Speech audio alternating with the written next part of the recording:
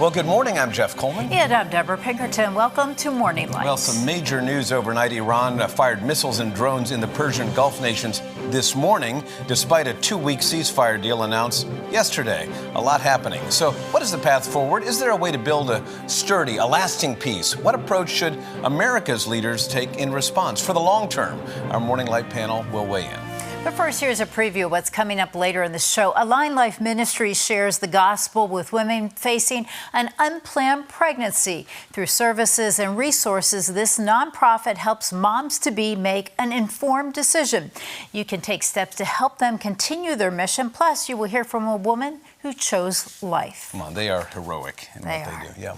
Well, President Donald Trump's 8 p.m. deadline Tuesday to reopen the Strait of Hormuz created another in a series of high-stakes, dramatic, international must-see TV moments in a style perfected over years in the New York real estate market and described in his 1987 bestseller, The Art of the Deal. His strategy? Create urgent deadlines, attract massive publicity to tip negotiations towards the best possible deal.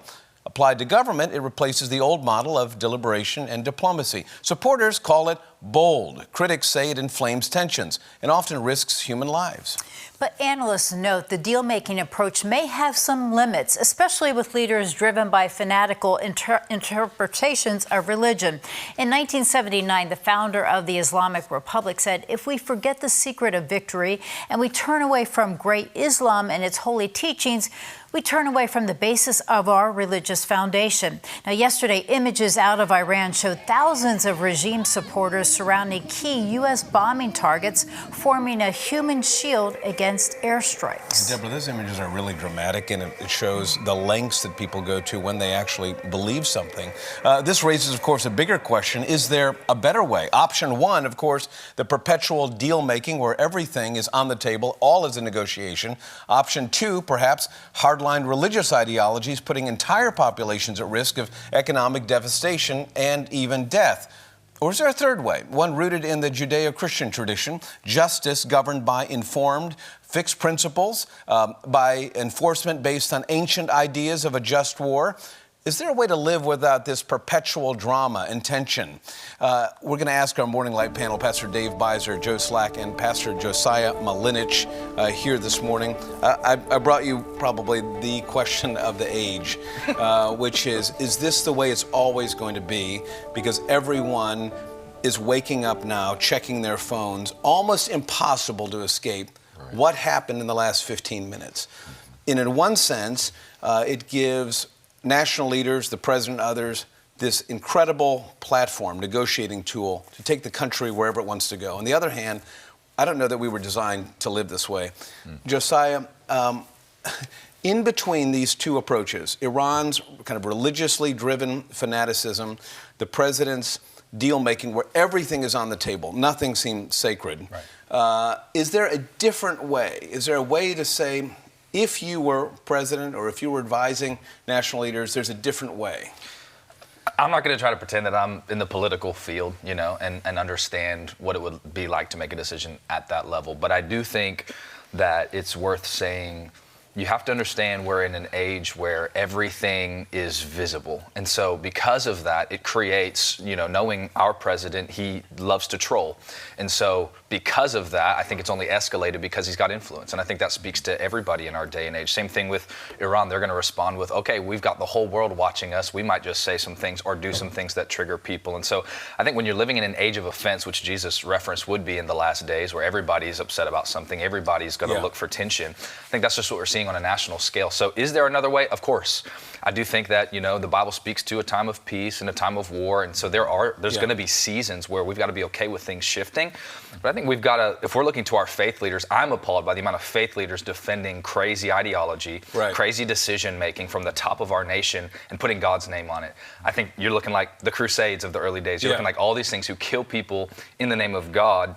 I think that's dangerous to see our president even tweeting on Easter morning, a mockery of Islam, which is essentially then becoming a mockery of Christianity. So I don't know how to advise a president who wants to make decisions, how he wants to make decisions. So, Dave, if you're looking at this, what is a different way? Can we do this through every future presidency, through every future leader? Can we just sustain this level of uncertainty every minute of the day? Or is there a way that if you're training the next president, maybe he's in his early 30s or she's in her early 40s, looking at this saying, do I just have to do that? Is that the way it's going to be forever? I think Josiah's right. You know, that there is a season for all things. There's nothing new under the sun. I mean, Scripture advises us on all this. I mean, Cain and Abel, let's go all the way back, right? Yeah. There's always going to be this dispute. There's always going to be this difficulty. There's always going to, you know, if we cannot exit that idea out. We cannot exit, you know, Isaac and Ishmael. We can't. Sure. You know, there is this battle that is happening that no matter what we do, we're in the middle of it, and it's a religious tension, it's a religious battle, and it's a faith issue, and to simply politicize everything is wrong, and to simply religiousze everything is wrong, and so there's this incredible balancing act that the next leader or our leaders who are currently there need to recognize. You know, one of the things, having been in the Middle East, having been in uniform there. One of the things I understand very quickly is this is very little about politics and a whole lot about religion. Right. Yeah. And when you realize that and recognize that, I think there's a different tension and there's a different aspect to who we are and how we step into that. Okay, so what do you do if the person across the table is motivated by a religious, fanatical belief? And the person on our side of the table thinks, well, what do you want? Is it oil? Is it money? Is it territory? Is it, do you want, what do you want? Or do you want to take over the world? And that generally for the president has worked. Right. In building a building. As a businessman. Sure. Right, sure. But when somebody actually believes something, I think he finds that hard to understand. Yeah. You ask any serviceman who's served on the ground and been in combat, one of the things they will tell you they hear all the time is Allah Akbar. You know, it's a religious chant, it's a religious cry. The battle is a religious war. And we have to recognize that piece that has to be on the table. Right. You know, along with oil, along with energy, along with all the others, the land and everything else, and people, real life people, right? So, Joe, you've worked for years with kids, with young people, and they look at leaders and they say, I don't know when they are telling me the truth, when they're speaking something honestly, or when you're just playing a game. And I thought, imagine if you applied this to divorce courts or other negotiations where people just say things in order to position a negotiation a certain way, and then at the end, just kidding. What do you tell young people to say, no, your words have to be true. You cannot just curse out your neighbor. You just can't shut them down by saying you're an idiot or whatever else. How do you rescue the character of a country at the point when we go so far with a post-character, post-morality, post-ethics environment? Sure. I mean, if you're looking to derive your ethics from anything other than the example of Christ and what Scripture says, you're looking in the wrong spot. And so the first thing to do is to redirect their eyes off of the people they see on TV, TikTok, online, that they're saying this is the example I should follow, and redirect it to Christ, right? And he starts with the individual. You know, in so much as it depends on you, live peaceably with everybody around you. Here's a set of, because of what Christ has done. I mean, all the end of Romans is Jesus laying out, here's how you respond, and even gets into how you engage with civil authorities and the leaders that are in place and stuff like that. But it starts with your own personal heart, your own personal relationship with the Lord. Jesus talks about letting your yes be yes and your no be no. Don't make oaths. Don't make these grandiose claims. Let your character and the way you live your life be what people look to and what they base things on. So turn their attention back to those truths. Start from the ground up, from the inside out of the individual. So you've all said, look to Jesus, don't look to the politicians. But what young people I hear are saying a lot now is, but meekness is weakness. If you do what Jesus did, you lose. So you actually need to, for the leadership of the world, suspend the Jesus model, because it's not going to work here. What's the response to that? Yeah, so first off, meekness, number one, is not soft. So meekness is actually you have the most strength, but you choose to submit it, to say, I'm not going to use it. Jesus says, nobody kills me, nobody takes my life, I choose to lay it down, I give up my life. That is a different kind of energy. And so to all my young people, I say that's a different kind of energy, to be able to send that text and go off, to be able to try to push the other guy down so you can get up. It's actually strength to say, you know what, I can do that, but I'm choosing to submit and recognize you've got life, you've got value. I'm not going to harass you or put you down to get me up. I tell people all the time, I can be for something without being against something. And so again, but it's the life of Jesus. You're submitting to something that doesn't make sense in our world. In this world, you will have trouble. Jesus says, but take heart, I've overcome the world. So to overcome is to be meek. It's not to be soft. You can be direct. Jesus was very direct. Jesus was very clear, but he submitted in saying, yeah, I could call a legion of angels to get me off this cross, but I won't. So is it possible to do that in the world that we live in today? If it wasn't, we wouldn't be asked to do it. Okay. Right? I mean, if it wasn't possible, we wouldn't be. I mean, over and over again, Christ calls us to do the right thing, to be like him, and to have that amazing strength of all of heaven bound into the direction and guidance of the Father. So what does it look like then? What would it look like for a leader to... Right. So the word meekness comes out, it's an equestrian term. It comes out of the ability to guide a horse with the slightest touch, but to have all of that immense power under the slightest, gentlest touch on the mouth of a horse. Yeah. So it's that whole idea of let's have all this power, but let's give the reins to the Lord and let him softly, gently guide that massive amount of strength and power. That's what we need to figure out. Because the United States is a massive power. Right? We have the ability to do massive things in the world. So how are we going to do that in such a way that makes the world a better place? We've got to ask that question over and over and over again, maybe every 15 minutes. We're down to about the last 45 seconds. This is a heavy topic. So going forward, what do we do practically when we are ready to throw down, jump in, respond with anger, make characterizations about neighbors, countries? How do we pull it back, and how do we encourage that behavior in our leaders? Sure. Take a breath. It's probably going to change if you take a breath. Yeah. But just remember, it's not the power that we have that makes that difference. It's the same power that raised Jesus from the dead that resides in us that allows us to respond the way we're supposed to respond. You can't do it on your own. You can't do it in your own ability. Take a breath. Let God have control, and things will turn out differently. So take a deep, collective, national breath today. Spiritually. After all these whiplash and deadlines. Meditation. Gentlemen, very helpful. And I think very encouraging to many people today who need some encouragement.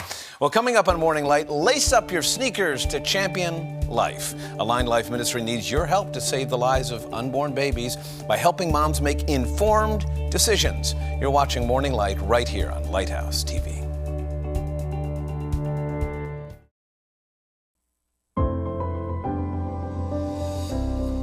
Welcome back. Reports show there were more than 33,000 abortions in Pennsylvania in 2024. A central Pennsylvania nonprofit offers free ultrasounds, pregnancy tests, prenatal and parenting education to women who are facing unplanned pregnancies.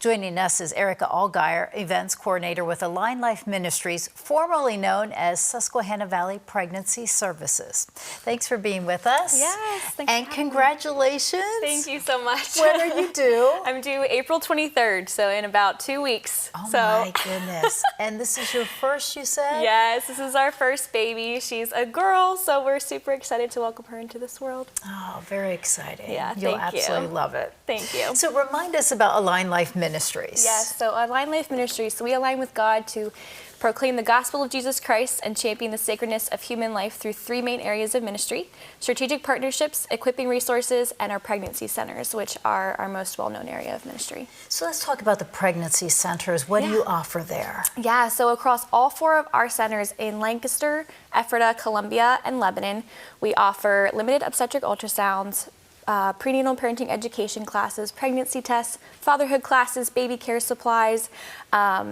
and so much more. So, yeah.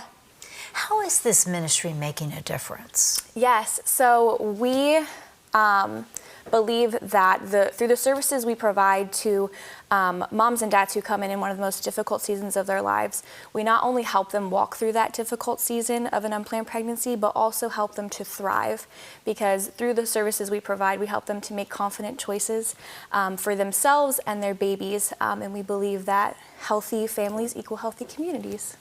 And when they walk through the doors, what are the things that really catch their attention, that make them think twice? Like, what should I choose life? Yes, so definitely our ultrasounds. Our free ultrasounds that we provide are definitely our biggest thing for parents, for sure. And then also our baby boutiques as well.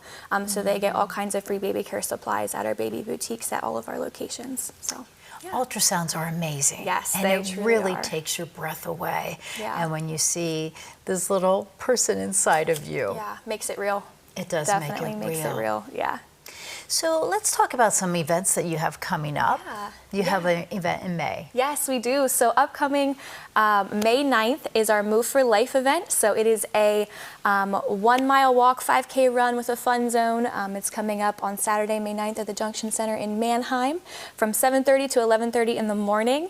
And yeah, it's a super fun day. The Fun Zone has pony rides, bounce houses, food trucks, all kinds of fun things for families. So it's our biggest fundraiser of the year, and we love to see everybody out at it. Why are fundraisers like this so important? How does it help your ministry? Yeah, so great question. So fundraisers like our Move for Life and other fundraisers are super important for us because all of our services are 100% free. And so we do rely on our individual church and business supporters to continue to help us keep the doors open, the lights on, our staff paid to do the work that we do. And we are not government funded in any way, so we can continue sharing the gospel freely with our clients. So again, fundraisers like this are just super important for those things.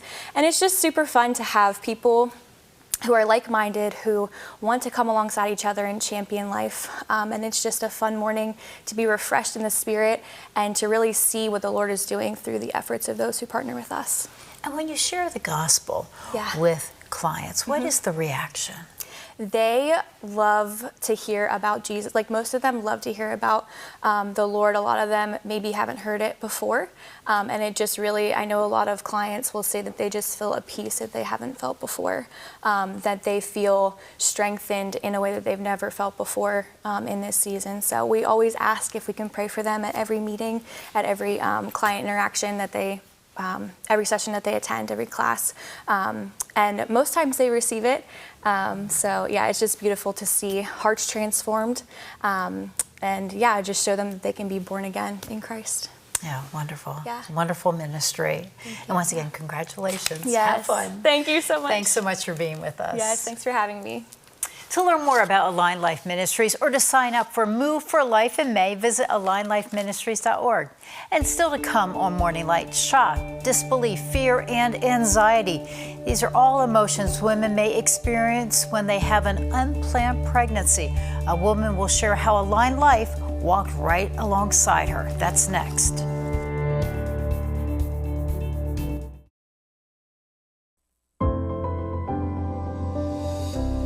There are so many questions with an unexpected pregnancy. In our last segment, you heard the mission of Align Life Ministries, empowering women to make the right choices. Adrienne Shober is here to share how Align Life played a huge role in her journey. Thanks for being with us. Share your journey with us. So back in 2013, I experienced an unplanned pregnancy. I grew up in a Christian household, so finding this out was kind of a shock. And I didn't know, how to navigate this journey. What was your age at that point? I was just turning 21. So a lot of shock, a lot of uncertainty. Yeah. What was going through your mind? Yeah, a lot of things. Fear was the biggest one, but also judgment. I was afraid of what people would think of me, especially in the church setting, with making the choice that I did. Just fear of judgment was huge, and just some anger, resentment, a bunch of different emotions kind of all bunched in together. So what were the next steps? So for me, once I saw that heartbeat on the ultrasound, I felt kind of the duty to do something about, make a decision that was well informed and to take care of my baby. I felt immense responsibility in that way, and so I sought out help from Align Life Ministries, and their educational program was so helpful in guiding me to the direction that I needed to go in. What really helped you along the way? Yeah. What really stood out from what they were telling you? Yeah. So I would say probably initially within the education program, the pre-educating me on kind of the pregnancy journey and the different steps within the prenatal growth. Once we got toward mid-pregnancy, I was just really, wow, like I'm raising a life here inside of me, and it was just amazing. And so at that point, that really kind of changed my life, and that really helped me to make an informed decision. Wow. And how was it when the baby was born? Yeah, it was amazing. Yeah, my daughter is my everything. She's changed my life for the better. It was hard. I was a single mom for a little bit, and so navigating that journey was not easy. But at the end of the day, God provided.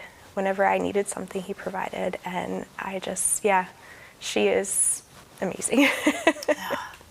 Children are amazing, and they bring you so much joy. Yeah. And so your family has expanded now. Yeah. So tell us about that. So I'm married now, and I have 2 children. I have my daughter, obviously, and then my son. Just loving seeing how God is providing. Even now for our family is really, really great. Yeah, we were looking at some really beautiful pictures of your daughter.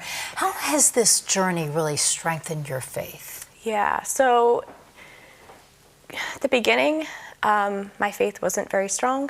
And so I made some bad choices, and then navigating that and just receiving help and guidance really helped my faith to grow, and just learning how to ask God for help and being able to receive that help has just been, amazing. And being able to just learn to rely on Him has made me step back and just say, here, God, take this. And just being able to let stuff go and let Him take the reins. And it's just been really helpful and really, really amazing. Mm-hmm. Yeah, that is a wonderful message. Yeah. For people who are watching, our viewers who are watching, who may be in a similar situation with their granddaughter, son, or daughter, what is your suggestion? Yeah, so I would say navigating an unplanned pregnancy is a difficult journey, regardless of circumstances. But I would say weakness is not in getting help. If you can get help, and guidance, that will only benefit you, and that is strength. Asking somebody for help is a form of strength. It's not a form of weakness. So that's what I would say. And Align Life walked beside you every step of the way. Absolutely. Yeah, they did. That is wonderful. Yeah. Well, congratulations on the decisions you made. Thank you. I appreciate it. Stay with us. We're back right after the break.